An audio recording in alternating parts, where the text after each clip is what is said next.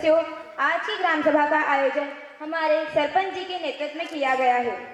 आज के मुख्य विषयों की प्रति आप सभी को दे दी गई है, जिसके मुख्य विषय निम्न प्रकार हैं: शिक्षा और युवाओं को रोजगार, स्वास्थ्य और स्वच्छता, महिला सशक्तिकरण, कौशल विकास और खेलों को बढ़ावा, गांव के विकास से जुड़ी योजनाएं, वृद्धावस्था पेंशन योजना, निर्वाचन नामावली, मिड डे मील योजना।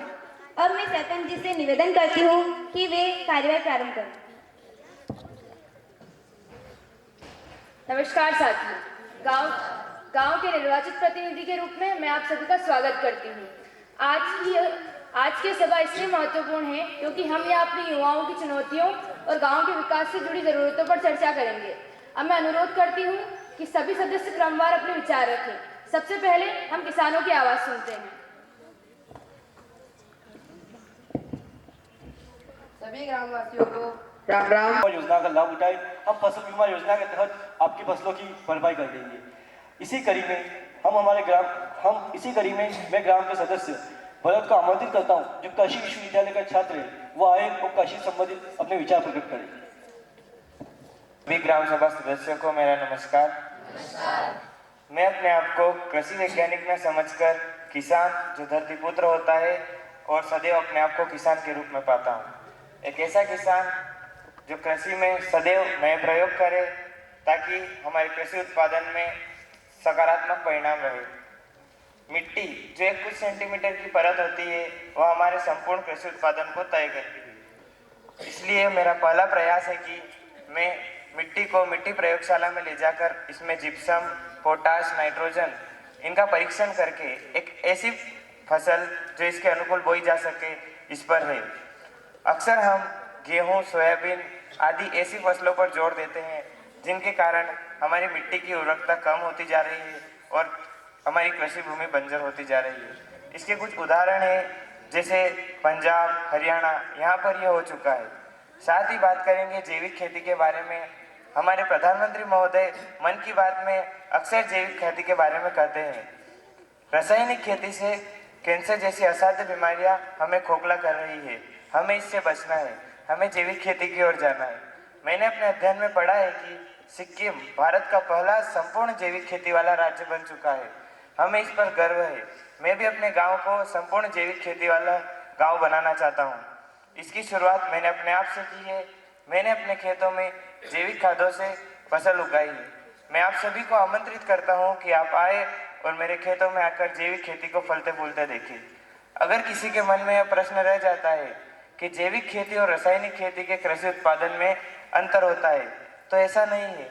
जैविक खेती और रासायनिक खेती के कृषि उत्पादन में कुछ ज्यादा अंतर नहीं है। धन्यवाद। नमस्कार। शिक्षा ही विकास की नींव है।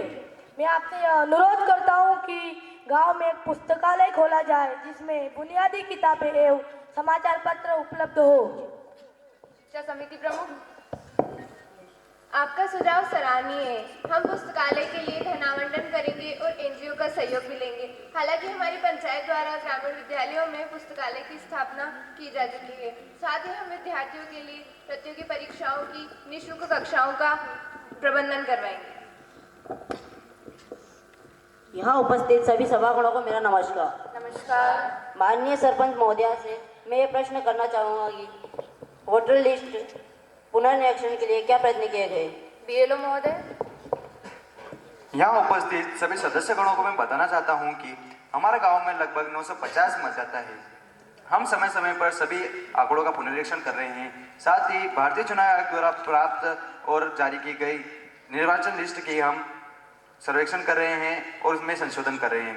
हमारा यह प्रयास रहेगा कि नई निर्वाचन लिस्ट में हम जल्द से जल्द कार्य पूर्ण करें, जिसके लिए हम निरंतर प्रयास और निरीक्षण कर रहे हैं और सर्वेक्षण कर रहे हैं। जल्द से जल्द नई निर्वाचन लिस्ट ग्राम पंचायत में उपस्थित करवाई जाएगी। धन्यवाद।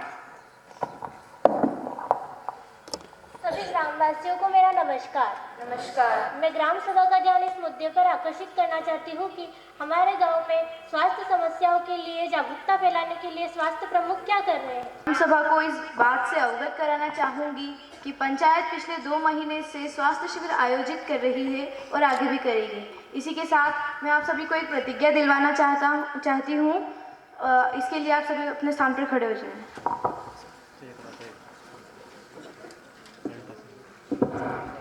प्रतिज्ञा स्थिति। हम सभी यह प्रतिज्ञा करते हैं कि ना हम गांव में गंदगी फैलाएंगे, ना किसी को फैलाने देंगे और सारा कचरा एक निर्धारित स्थान या कचरा पात्र में ही डालेंगे। हम हमारे गांव के भूमि जल हवा तथा संपूर्ण वातावरण को स्वच्छ रखने का पूर्ण प्रयत्न करेंगे।